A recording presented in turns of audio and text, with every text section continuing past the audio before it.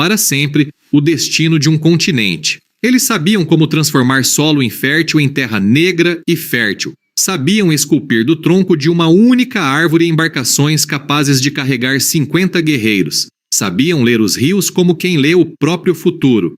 E quando a população explodiu, quando as aldeias se multiplicaram como constelações na floresta, eles não pararam de crescer. Eles se moveram, do sudoeste amazônico até o litoral atlântico, das nascentes do Paraguai até as praias de São Paulo. 5 milhões de quilômetros quadrados, uma das maiores expansões humanas já registradas nas Américas. Este é o Império Tupi, uma civilização sem pedra, sem metal, sem escrita, mas que deixou marcas profundas demais para serem apagadas. Marcas no solo e na língua, na memória genética de milhões. E tudo começou com terra preta, canoas monumentais e uma visão de mundo que transformou rios em estradas e florestas em lar. No início, havia apenas floresta e água. A bacia do Madeira Guaporé, no que hoje chamamos de Rondônia, era um mosaico de rios caudalosos, várzeas inundáveis e florestas de terra firme. Ali, há aproximadamente 5.000 anos, falantes de uma língua ancestral, o proto-tupi, começaram a moldar a paisagem de formas que a ciência moderna ainda está descobrindo. Estudos genômicos recentes mostram que essa região concentra a maior diversidade linguística da família Tupi. Metade de todas as subfamílias do tronco linguístico Tupi ainda está restrita à Rondônia. É o padrão clássico de um centro de origem. Quanto mais antiga a presença, maior a ramificação. Os arqueólogos chamam o sítio mais antigo de Urupá.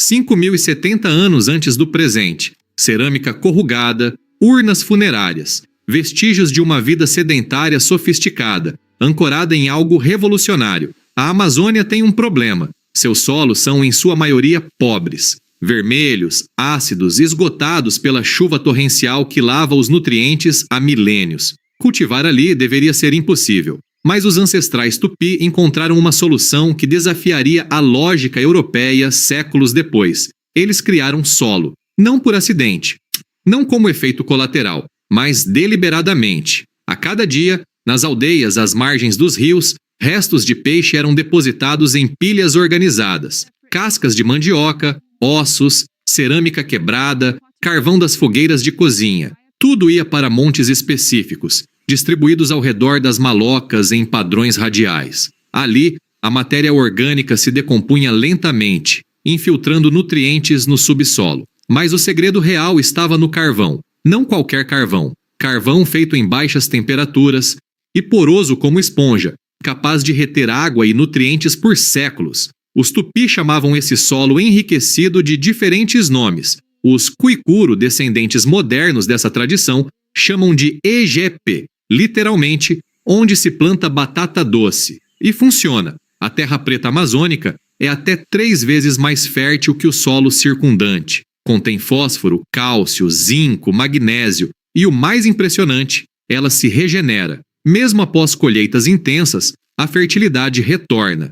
Estudos de 2024 confirmaram o que anciãos indígenas sempre souberam. A terra preta não foi acidente. Foi engenharia de solo pré-histórica. Estima-se que entre 6.000 e 18.000 quilômetros quadrados da Amazônia sejam cobertos por terra preta. Alguns modelos sugerem que pode ser muito mais, até 3% de toda a vida floresta. E foi essa inovação que permitiu o impossível: populações densas, permanentes, crescentes, no meio da maior floresta tropical do mundo. Cheia nas clareiras abertas pelo fogo controlado, as mulheres Tupi cultivavam variedades de mandioca brava que exigiam conhecimento íntimo de toxicologia vegetal. A raiz contém ácido cianídrico, veneno mortal se consumida crua, mas elas sabiam. Ralavam as raízes em tábuas serrilhadas feitas de madeira, prensavam a polpa em dispositivos trançados de fibra, espremendo o suco tóxico. Torravam a farinha resultante até que o veneno evaporasse por completo. O resultado? Alimento durável, calórico e armazenável por meses. Milho, feijão, amendoim, batata doce, abóbora, pimenta. A agrobiodiversidade tupi era impressionante, mas a mandioca era a base, a garantia, a razão pela qual aldeias podiam crescer além do limite de caçadores-coletores. E, com fartura, vem crescimento.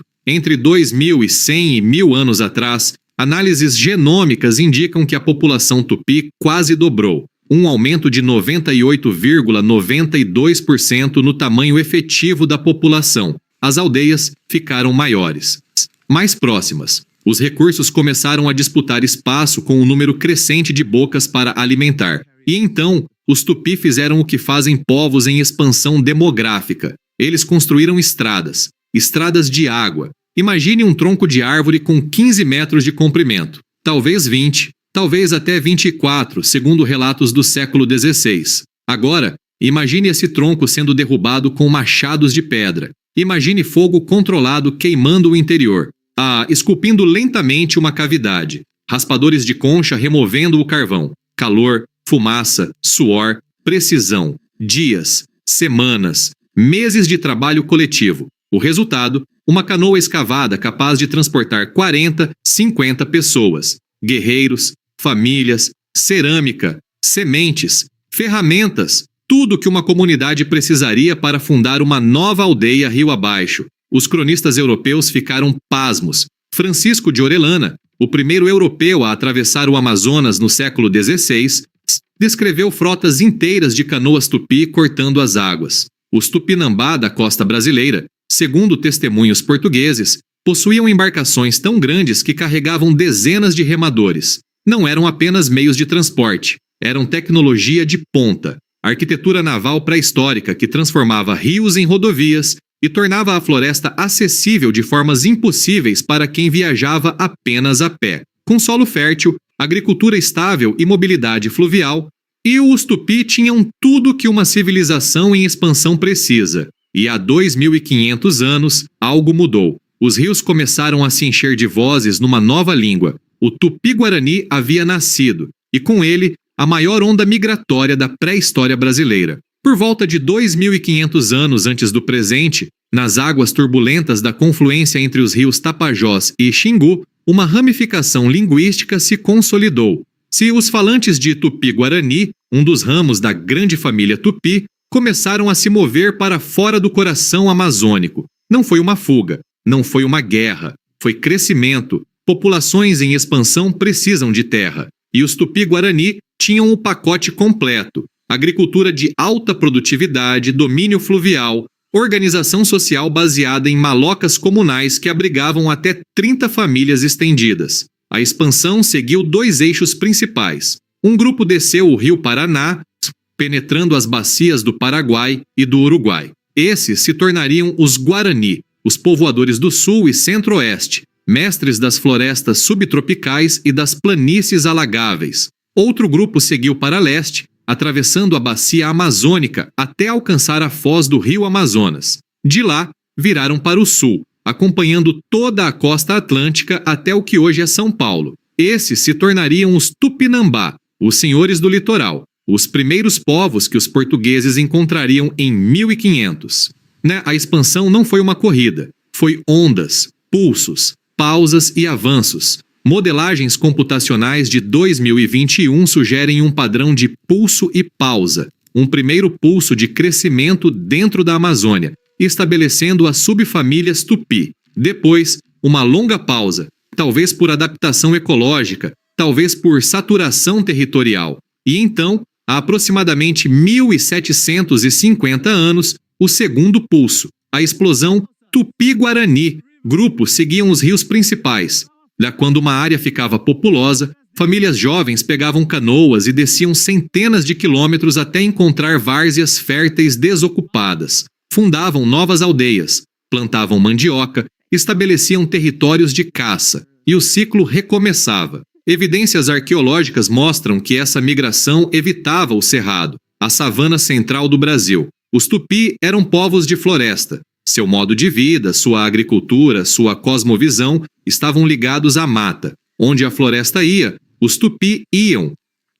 E a floresta estava crescendo. Mudanças climáticas no Holoceno tardio tornaram a América do Sul tropical mais úmida. Florestas avançaram sobre áreas que antes eram savana. Os tupi avançaram com elas. A expansão tupi não aconteceu em vazio. Havia outros povos. Povos G nas terras altas, povos Arawak em partes da Amazônia. populações costeiras de pescadores-coletores com milhares de anos de presença nos sambaquis do litoral. O que aconteceu quando esses mundos colidiram? A genética nos dá pistas surpreendentes. Os Cocama, povo do Peru amazônico, falam língua tupi há gerações, mas análises de DNA mostram que são geneticamente muito mais próximos dos Xamicuro, seus vizinhos falantes de Arawak. O que isso significa? Assimilação cultural. Os Cocama provavelmente foram incorporados à rede tupi, não por conquista violenta, mas por casamentos, alianças, trocas culturais. Adotaram a língua, mantiveram parte da genética original. É um padrão que se repete. A expansão tupi não foi apenas demográfica, foi também cultural. Línguas se espalharam mais rápido que genes. Cerâmica corrugada, técnicas agrícolas, modos de organização social, tudo isso viajava junto com as canoas. Quando os portugueses chegaram em 1500, eles encontraram um continente profundamente tupi, da foz do Amazonas até o Rio da Prata, do Atlântico até o sopé dos Andes. Milhares de aldeias, centenas de milhares de pessoas, línguas mutuamente inteligíveis faladas em distâncias continentais. Os Tupinambá controlavam todo o litoral brasileiro, o território mais densamente povoado da América do Sul pré-colombiana. Suas aldeias paliçadas abrigavam milhares de habitantes. Seus guerreiros dominavam arco e flecha com precisão letal.